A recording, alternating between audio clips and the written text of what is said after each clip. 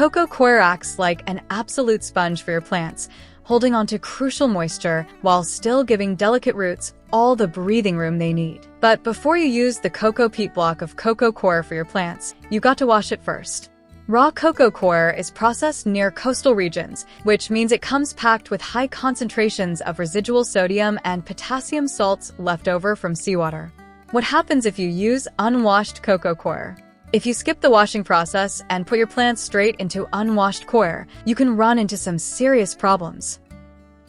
Those high levels of leftover salt create chemical toxicity that can literally burn and damage delicate plant roots.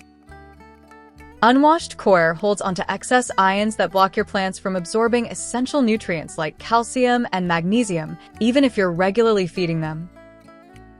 Because of the salt buildup and chemical imbalance, new plants or seedlings will quickly show signs of stress, yellowing, or struggle to grow.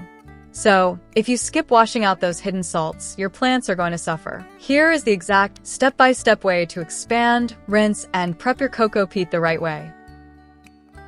Breaking and soaking your Coco Coir block. Coco Coir usually comes in those heavy, dense, compressed blocks. Trying to cut a dry block with a knife is a huge hassle. Therefore, place your entire compressed block into a large container that can hold at least 15 to 20 gallons, because that dry brick is going to expand up to 5 times its size. Pour warm water over the block.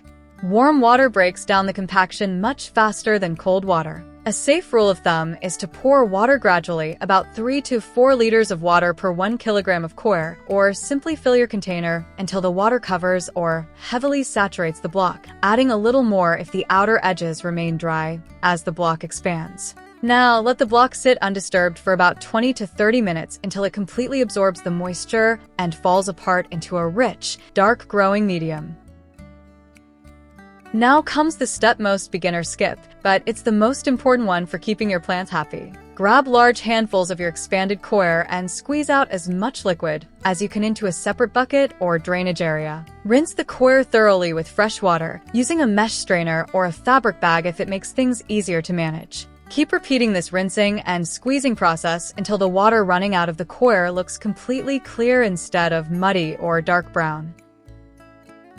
Once the coir is thoroughly washed and squeezed out, your Cocopeat should feel damp like a wrung-out sponge, not soaking wet. Run your fingers through the damp coir to break apart any remaining clumps until the texture is light, airy, and fluffy. Keep in mind that pure Coco Coir is a blank slate. While it holds moisture brilliantly, it doesn't have natural nutrients like standard garden soil. You can mix it directly into your perlite, compost, or other soil amendments right in that moist state. Letting it dry out completely beforehand is unnecessary and will just force you to re-wet your soil mix later anyway. Hope this helps, and I will see you in the next video.